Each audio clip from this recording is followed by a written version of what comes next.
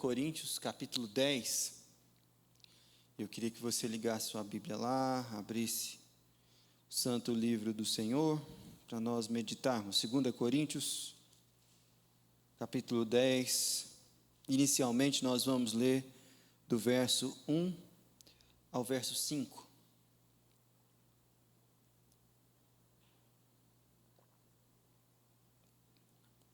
Segunda Coríntios 10, de 1 a 5. E eu mesmo, Paulo, peço a vocês, pela mansidão e bondade de Cristo, eu que, na verdade, quando estou com vocês, sou humilde, mas quando ausente, sou ousado para com vocês, sim, eu peço que não me obriguem a ser ousado quando estiver com vocês, servindo-me daquela firmeza com que penso que devo tratar alguns que nos julgam, como se andássemos segundo a carne. Porque, embora andemos na carne, não lutamos segundo a carne, porque as armas da nossa luta não são carnais, mas poderosas em Deus, para destruir fortalezas. Destruímos raciocínios falaciosos e toda a arrogância que se levanta contra o conhecimento de Deus, e levamos cativo todo o pensamento à obediência de Cristo. Essa é a palavra do Senhor. Senhor, te pedimos isso, que pelas armas espirituais do teu reino, o Senhor derrube toda fortaleza em nosso coração, resistente à tua autoridade e ao teu senhorio, e que nós possamos, ó Deus, entregar cativos a Cristo todos os nossos pensamentos. Faz isso para o teu louvor, Pai, no nosso coração, em nome de Jesus, amém.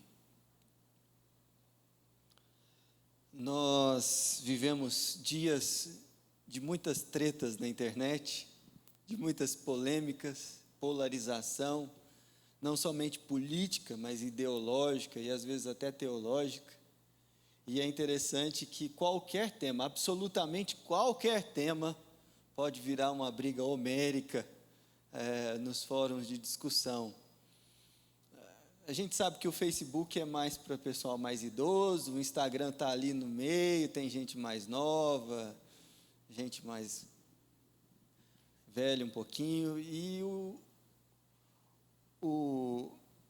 tal das mensagens curtinhas lá, o Twitter, aí é briga de foice, meu amigo. Aí tudo vale, o negócio é terrível mesmo.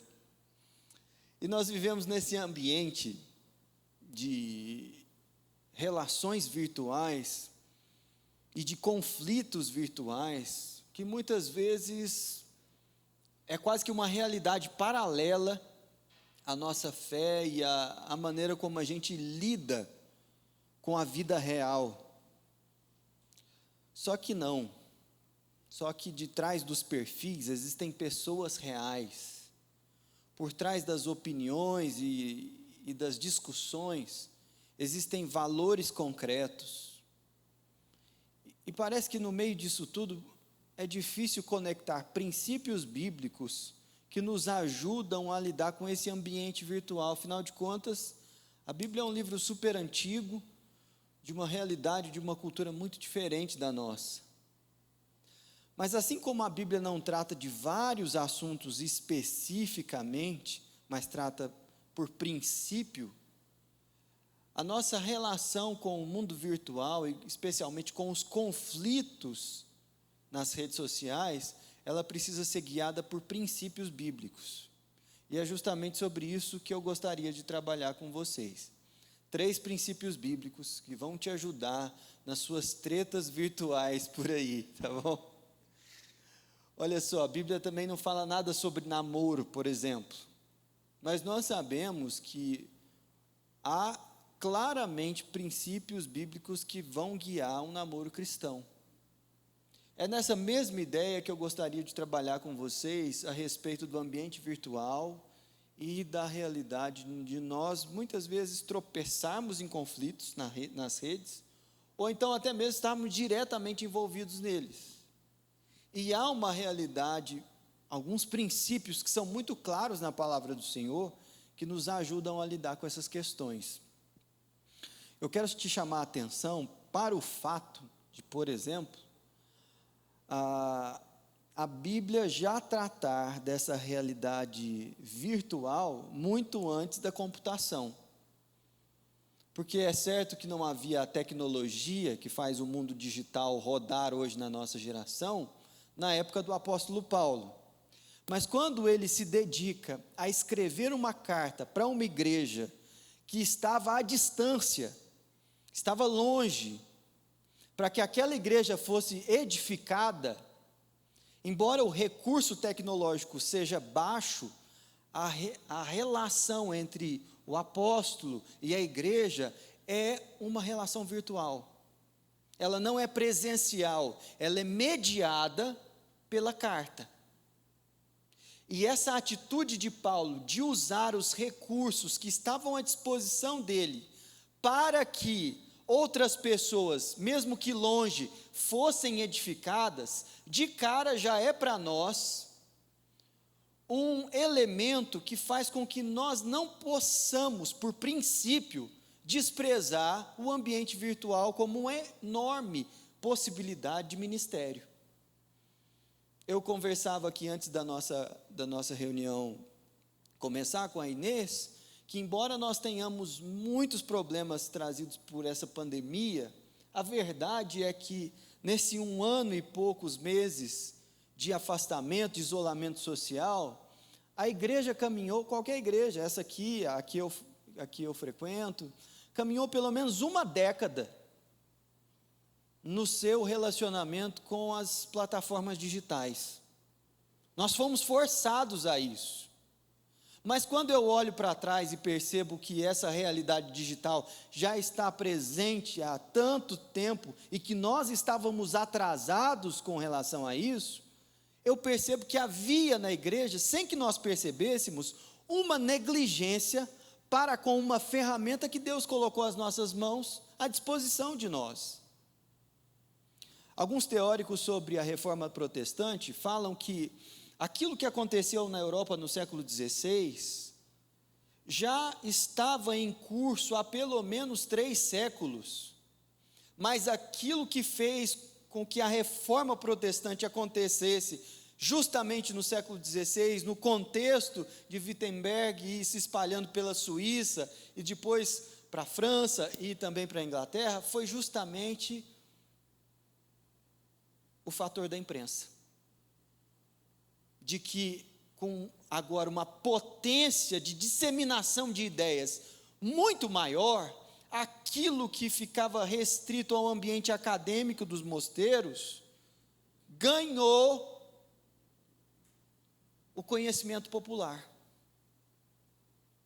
Ora, se Deus tem usado ao longo dos séculos esses instrumentos para edificar o seu povo, nós, na nossa geração, precisamos pedir muita graça de Deus para não desprezarmos as ferramentas que o Senhor coloca na nossa mão para que o reino dele avance. Então, embora não seja tão familiarizado e use com tanta frequência as plataformas e as redes sociais, eu entendo que hoje, por exemplo, a fé bíblica tem ganhado espaço nessa multiforme igreja evangélica, justamente por conta de conteúdos que são vinculados na internet e que têm abençoado igrejas de tradições diferentes, mas que vêm na palavra do Senhor uma identificação doutrinária. E aí, graças a Deus por isso, porque nós temos recursos como esse. Então, o apóstolo Paulo, ele usava o que estava à disposição dele. E querendo ou não, essa era uma realidade mediada pela virtualidade. Não era digital, era analógico, mas era uma relação à distância. E mesmo assim, já dava problema. Quando você lê as cartas de Paulo aos Coríntios, você percebe que Paulo trata de vários problemas. Vários problemas. A igreja de Corinto foi uma igreja que Paulo plantou, que ele conhecia o contexto, mas nenhuma outra igreja do Novo Testamento tem tantos problemas como a igreja de Corinto. Paulo escreveu pelo menos 3 cartas à igreja de Corinto. Nós temos acesso a 2. A primeira, que é a 1 Coríntios mesmo, e a carta que nós lemos, 2 Coríntios, provavelmente é a terceira, porque tem uma no meio aí que nós não temos acesso. Nós sabemos que ela existe porque ela é mencionada em 2 Coríntios, como a carta severa, mas nós não temos ela em mãos. O fato é que Paulo trabalha várias questões na primeira carta, Deus derrama graça sobre a igreja, ela trabalha esses elementos que são corrigidos por Paulo, e do capítulo 1 até o capítulo 9 da segunda carta, Paulo é quase só elogios para aquela igreja que estava, de fato, avançando na fé. A partir do capítulo 10, Paulo começa a tratar novamente de algumas questões, e o texto que nós lemos trata especificamente da oposição de alguns líderes da igreja dentro de Corinto ao apóstolo Paulo, a sua autoridade e a maneira como ele influenciava as pessoas lá, especialmente através das cartas. Paulo, ele não se desvia do assunto, ele trata da questão, mas eu quero chamar a sua atenção não só para aquilo que Paulo escreve, mas como ele escreve, como que ele se posiciona virtualmente, isso é, à distância, com pessoas reais que estão lidando com problemas reais em um contexto distinto do apóstolo. Veja o que a carta diz: eu mesmo, Paulo, peço a vocês pela mansidão e bondade de Cristo, eu que na verdade quando estou com vocês sou humilde, mas quando ausente sou ousado, para com vocês, sim, eu peço que não me obriguem a ser ousado. Primeira coisa, olha que interessante quando Paulo está tratando de um problema, de uma oposição que está sendo feita a ele está sendo caluniado aqui.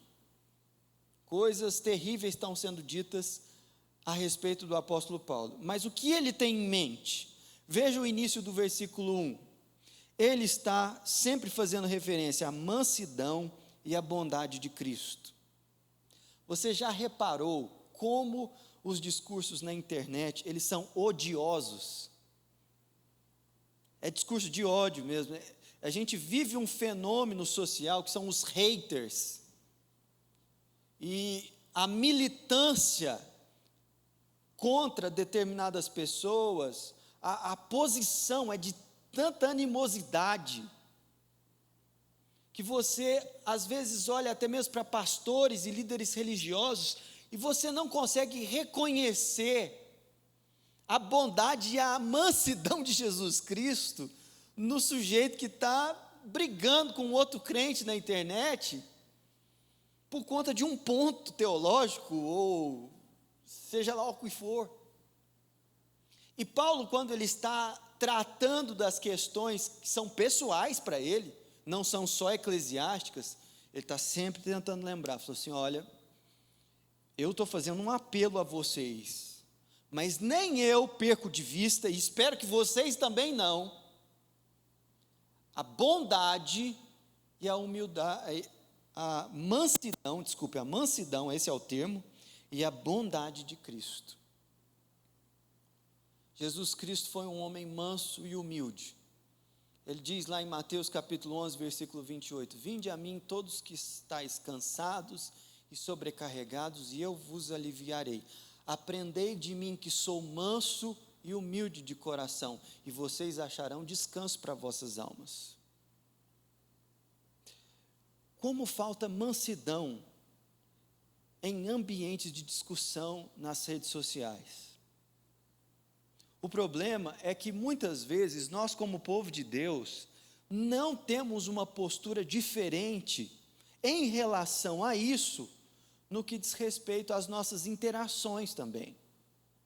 E pasmem, eu não estou falando só sobre coisas que são publicadas, mas, por exemplo, também daquilo que fica entre você e outra pessoa numa conversa de WhatsApp. Porque o aplicativo, ele faz essa mediação e você não está na frente da pessoa. Mas porque há demora na resposta, ou porque você responde com impulso, nós muitas vezes nos esquecemos que tem um alguém do outro lado do aplicativo. E aí, vai de uma vez. Mansidão e bondade não são coisas que nós podemos abrir mão em nenhum ambiente virtual. Eu me lembro de uma ocasião em que eu me lembro de não ter sido bondoso e manso com alguém que eu estava criticando através de um meio virtual. Eu vou explicar. No seminário, quando terminava cada disciplina, a gente tinha que fazer a avaliação do professor num formulário. E nesse caso, o meio virtual era o formulário, que era de papel, mas eu não precisava me identificar para fazer a crítica. Meu amigo, pense no que eu escrevi. Eu, de fato, tinha razões objetivas para criticar aquele professor. E em vários aspectos, eu continuo concordando hoje, com o meu olhar lá atrás, de que ele foi negligente na maneira como ele ministrou aquela matéria. Foi um grande desperdício de tempo cursar aquela disciplina. Mas eu fiz aquilo sem absolutamente nenhum pingo de bondade, muito menos de mansidão. Eu fui cruel no que eu escrevi. E os meus ataques, eles não foram só técnicos, eles foram também pessoais. E eu me esmerei em fazer aquilo, viu? Eu gastei um tempo, porque não foi só escrevi.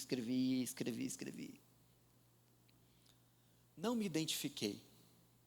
Não precisava.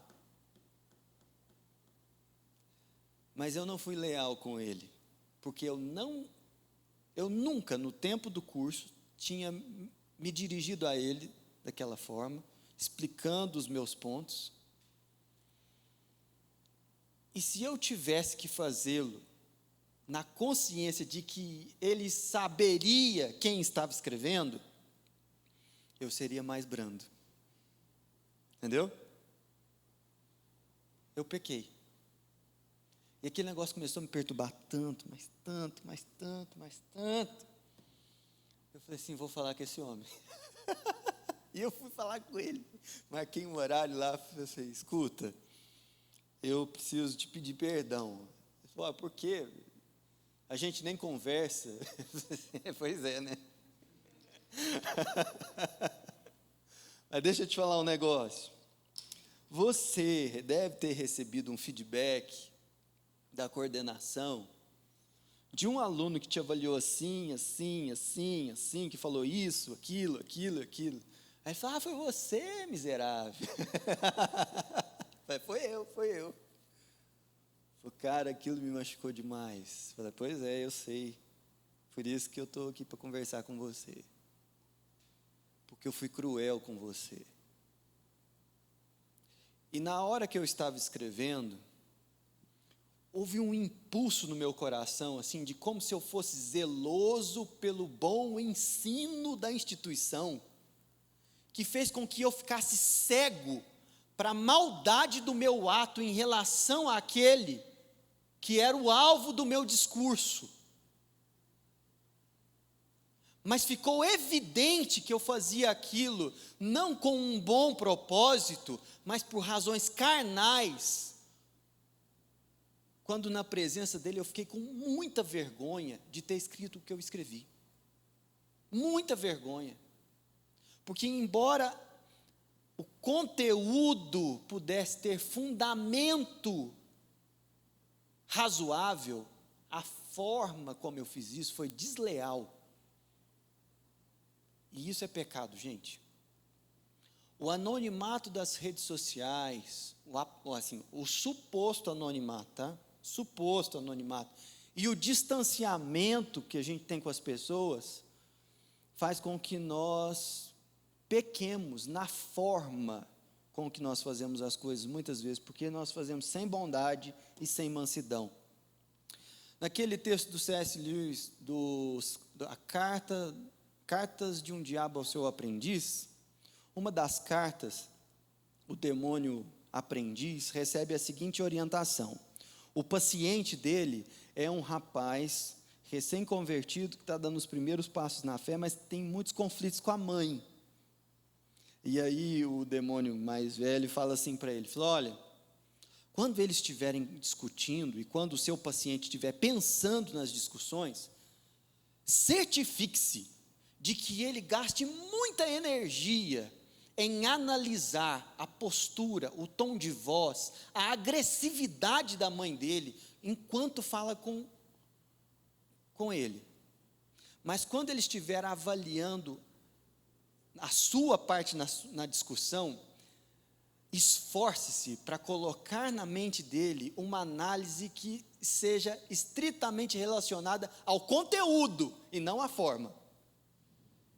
Porque você vai cultivar nele uma ira e um sentimento de ódio pela mãe que vai ser muito útil lá na frente. Não é exatamente isso que a gente faz? No meio de uma discussão, nós tendemos a nos apegar à forma como o outro faz, com muita força. E olhamos para o nosso lado como se aqui só tivesse conteúdo e não forma. Afinal de contas, nós não estamos do lado de lá para ver como é que é receber daqui todo esse processo. E Paulo, ele tinha em consideração a mansidão e a bondade de Cristo. Mas não somente isso. Na segunda parte do versículo 1, ele é muito irônico aqui. Porque Paulo era um homem muito inteligente. Ele sabia, ele teve informação de algumas acusações que fizeram contra ele. E uma delas é que Paulo era uma pessoa muito eloquente e dura nas cartas, mas quando ele estava presente, ele era fraco. Se não, veja você o versículo 10. Dá uma olhada aí no texto da Bíblia. 2 Coríntios 10, 10. Alguns dizem, as cartas são graves e fortes, mas a presença pessoal dele é fraca e a sua palavra é desprezível. Essa era uma das acusações que faziam contra Paulo. E Paulo não se desvia do assunto, ele trata da questão, ele usa de ironia no versículo 1, quando ele diz, olha lá, eu que na verdade, quando estou com vocês, sou humilde, mas quando ausente sou ousado para com vocês, sim, eu peço que não me obriguem a ser ousado. Está vendo que ele trata da questão? Ele fala assim, olha, eu sei que falam sobre mim aí no meio de vocês, mas que bom que eu sou manso quando eu estou aí, não é? Não me obriguem a ser ousado quando eu estou aí. Aí ele revela um segundo princípio, porque se é verdade que ele não desconsidera a mansidão e a bondade de Cristo, enquanto ele está nos conflitos virtuais, ele também é uma pessoa íntegra, para ter uma postura equivalente à sua personalidade e ao seu jeito de ser, tanto quando escreve, quanto como estando presente diante das pessoas. Deu para entender? Você não pode ser um leão nas redes sociais e um gatinho quando está diante daquelas pessoas as quais você debate. Isso não é algo adequado para um discípulo de Jesus. Aquilo que você não tem coragem de falar olhando nos olhos daqueles que você discorda, você não deve falar virtualmente, à distância ou nas costas. Isso é um princípio bíblico muito simples, que às vezes a gente ignora. E aí eu vou falar de um outro fracasso meu, para que vocês não pensem de mim mais do que é adequado. No mesmo seminário, você sabe que seminário não é brincadeira, né, gente? Eu, durante um ano, fui representante dos alunos junto à congregação. O que é a congregação num seminário presbiteriano? É o órgão máximo de gestão do seminário, do qual fazem parte o diretor, o capelão, um representante dos professores, o coordenador pedagógico e um representante dos alunos, além dos professores titulares de cada uma das áreas. Então é um fórum grande, né? Uma reunião ali no seminário que eu participava de umas 15 pessoas. Acontece, veja bem, acontece que eu era um novato ali que estava participando da reunião pela primeira vez. E não sabia dos diferentes posicionamentos e conflitos que existiam na casa.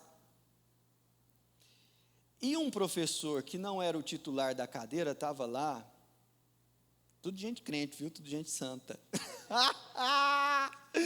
E ele tinha um desafeto muito grande por uma pessoa que lecionava a mesma matéria em outros anos. E ele sabia que eu estava num ano em que aquele outro professor lecionava. Detalhe, o professor não estava presente na reunião. Beleza? E esse que estava presente virou para mim e falou assim: escuta, sei que sua turma teve um problema com o professor tal, e isso já é uma coisa recorrente durante os anos aqui no seminário, e eu queria que você falasse sobre essa questão na reunião. O cara não estava presente. Foi extremamente indelicada a pergunta que ele me fez. Mais indelicada foi a resposta que eu dei. Gente, eu fui muito infeliz. Porque ao invés de falar, olha, bom, o sujeito não está presente, eu não vou falar aquilo que eu não falaria na frente dele, o que eu fiz? Perdi a oportunidade de ficar calado. Perdi a oportunidade de ser autêntico. Porque na presença do professor, eu não seria tão ousado quanto fui na ausência dele. Entendeu? Coisa que Paulo fala que ele não era aqui. Ele era acusado disso, mas não era assim que ele agia. Outro dia que eu queria esquecer. Mas é isso, tá vendo? Nós somos impulsionados a lidar com os perfis das pessoas, como se por trás dos perfis não houvesse alma, não houvesse sentimento, não houvesse alguém. E tem muito perfil fake mesmo. Mas, na prática, nós somos muito negligentes com essa coisa do presencial, da autenticidade. E Paulo era uma pessoa que se preocupava com isso. Ele era uma pessoa que se preocupava com isso. Mas, por fim, para não cansar vocês, eu quero chamar a atenção para um terceiro e último princípio. Primeiro, bondade e mansidão. Segundo, autenticidade na presença ou na ausência dos seus opositores. Por fim, consciência de que nós estamos numa guerra espiritual. Olha que interessante o versículo 4. Porque as armas da nossa luta não são carnais, mas poderosas em Deus, para, destruindo fortalezas, destruímos raciocínios falaciosos e toda arrogância que se levanta contra o conhecimento de Deus, levamos cativo todo o pensamento à obediência de Cristo. Paulo, ele via esses embates virtuais que ele tinha na igreja, com a igreja, com os crentes, como um campo de batalha espiritual, no qual o seu oponente não era uma pessoa, simplesmente, mas que ali havia uma batalha espiritual pela mente das pessoas que estavam testemunhando a discussão. Veja bem, nós sabemos que lá em Efésios capítulo 6, Paulo fala que a nossa luta não é contra carne ou sangue, mas contra os dominadores, os principados e potestades no reino espiritual. E aqui o mesmo princípio está na mente de Paulo. Ele tem clara percepção de que toda oposição que recebemos por conta dos nossos posicionamentos com relação ao Evangelho de Jesus, são, na verdade, uma guerra espiritual. Isso não é simples.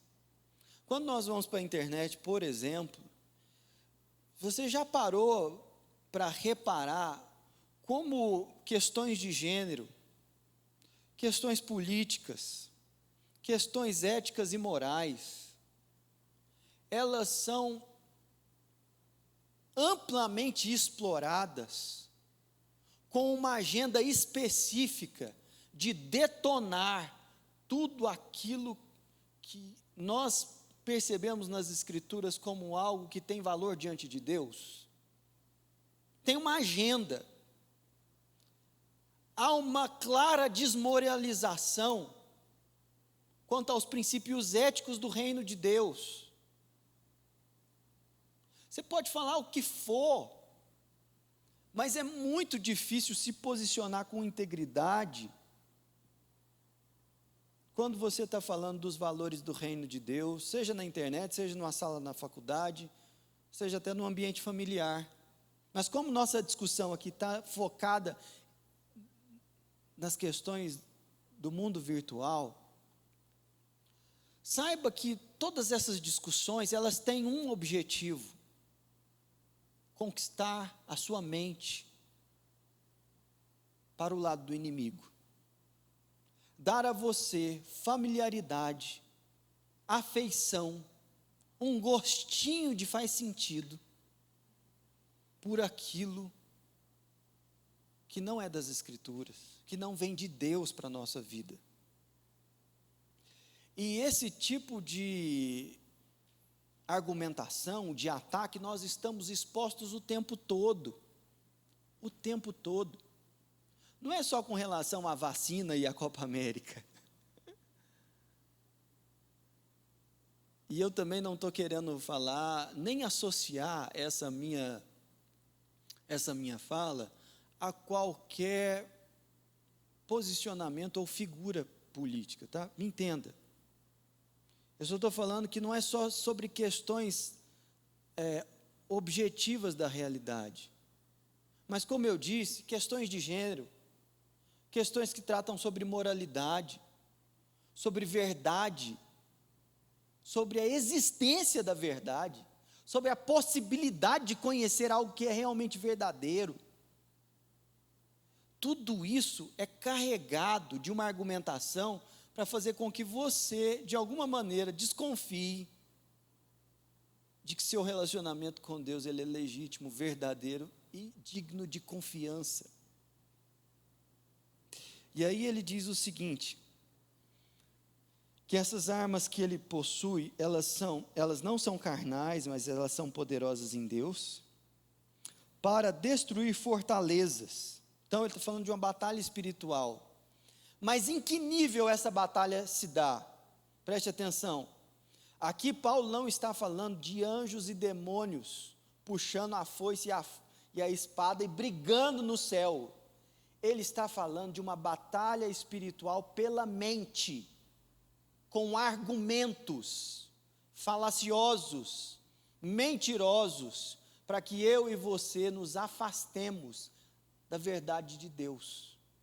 Veja o texto: destruindo raciocínios falaciosos e toda arrogância que se levanta contra o conhecimento de Deus,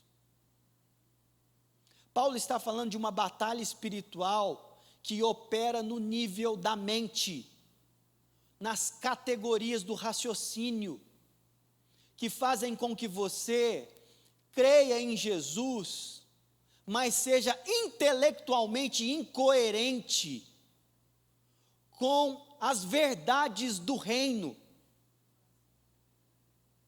Você vem na igreja, tem uma experiência de culto que mexe com as suas emoções, louva a Deus, até arrepia, Deus. Mas sua fé tem a profundidade de um pântano. Ela é tão rasa que pessoas que são eloquentes conseguem fazer com que você tenha posicionamentos éticos absolutamente anticristãos, porque você não conhece a palavra e porque você se deixou levar pelo espírito da nossa época, pelos fetiches da nossa cultura.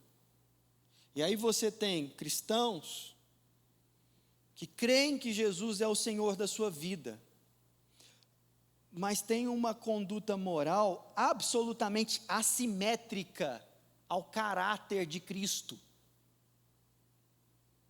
E isso em todas as áreas da vida, na área financeira. Afinal de contas, o mercado é voraz, então a gente tem que viver do mesmo jeito. Na área sexual, porque afinal de contas, essa coisa de gênero é uma coisa socialmente construída. Ninguém nasce homem ou mulher. Na área dos relacionamentos, olha, essa coisa de casamento e tal, isso aí é algo de uma cultura tradicional que chegou até nós, mas não tem nada a ver com fé, com religiosidade.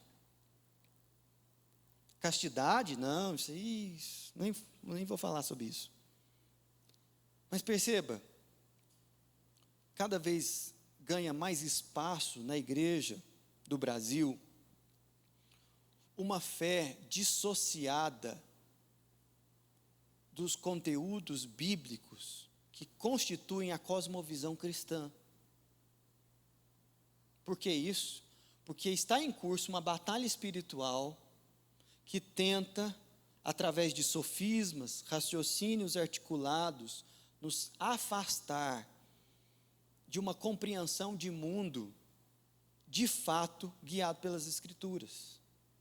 E aí você entra nesses debates na internet, sem essa consciência, sem essa percepção de guerra espiritual, e tenta ganhar no grito, com argumentos absolutamente infundados, uma posição que às vezes até a sua posição está, assim, tradicionalmente correta, mas argumentativamente frágil demais. Porque você não tem armas espirituais preparadas em sua mente.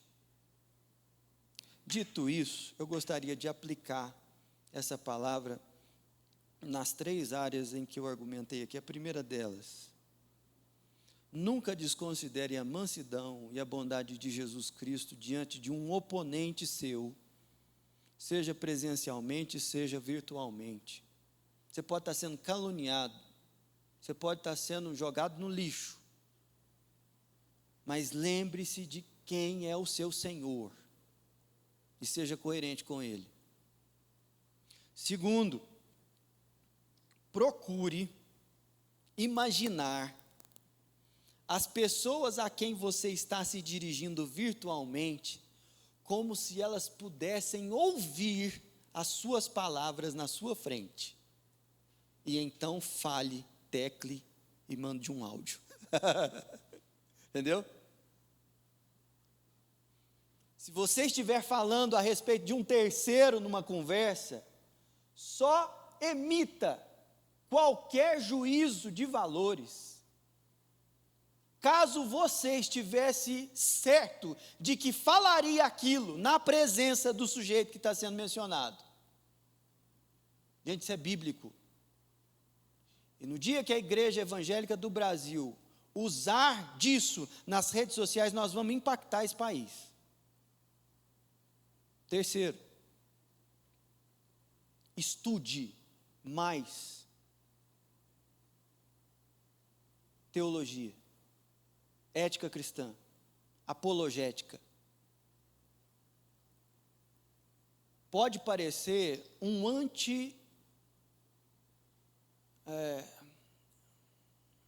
espiritualismo, assim, tipo, esse cara aí vai ser aqueles cabeção de Jesus. Não, não é. Porque há uma certa piedade que a gente só alcança em profundidade com a palavra de Deus. E temos que reconhecer o nível de oposição ao Evangelho que cada um de nós aqui na nossa geração experimenta é muito maior do que os nossos pais experimentaram na geração deles, do ponto de vista argumentativo. Estou falando no campo das ideias, tá bom? No campo das ideias. Agora, nós precisamos reconhecer também que nós temos acesso àquilo que há de melhor na história de toda a igreja com um clique. Só é raso na sua fé quem quer, porque acesso a boa literatura, a bons vídeos, a bons cursos, nós não podemos falar que nós não temos. Se você quiser continuar raso, você vai continuar por sua conta e risco.